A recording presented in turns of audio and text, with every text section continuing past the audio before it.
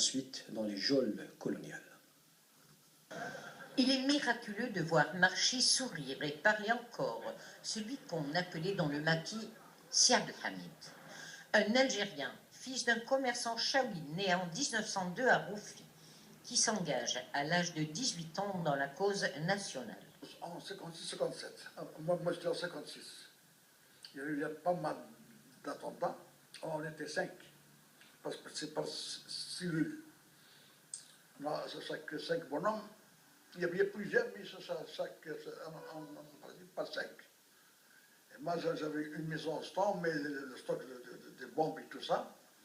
Et on fait des attentats. Aujourd'hui, Ammar Guelfi frôle ses 78 ans et nous rappelle qu'il aimait avant tout sa petite ville Batna. L'enfant de Batna a été cet homme courageux, détaché et affable, cet ancien résistant, nous a guidés vers des lieux où se sont allumées les premières étincelles de l'action armée de ceux qu'on appelait les Fidaïs. C'est Mohamed Fidaï, c'est lui qui m'a enrôlé dans le rôle Fidaï. Et puis on a commencé à travailler ensemble. Et puis chacun a un groupe. Ou un groupe, on a un groupe, j'étais responsable, on a travaillé ensemble, on a fait des attentats ensemble. On a fait des pièges d'Al-Fakhari. On a fait le Fakha, on a fait piège dans un stade militaire avec lui.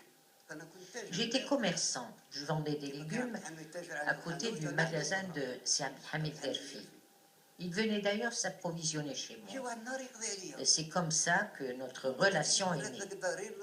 Contacté en 1956 par les commandos d'action urbaine, Siad Hamid entreprend dès lors une série d'attentats avec ses compagnons d'armes et ferme brusquement son petit commerce. Il est affecté dans la même année comme secrétaire de feu colonel Haj Khdar. Et en 1958, il part dans un convoi d'acheminement d'armes vers la Tunisie avec un groupe de 175 moudjahidines. J'ai fait peut-être 6 ou 7 prises. J'ai fait la prison de Batna, la prison de Lombez, la prison de Constantine, la prison de Skikda et la prison de Sétif. Et puis ils nous ont envoyé, j'ai fini parce qu'ils m'ont condamné à 3 ans de prison, avec Route. Et puis, quand je suis sorti, ils ne m'ont pas laissé sortir comme ça. C'est le deuxième jour qui m'a amené.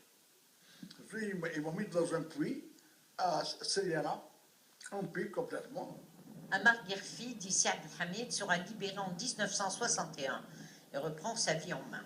Il décide, avec son frère, d'ouvrir en 1963 une librairie, puis commence son premier travail d'imprimeur et s'attire la sympathie des Aurésiens à partir de la parution des premiers bulletins de vote d'une Algérie indépendante. Lutte contre le trafic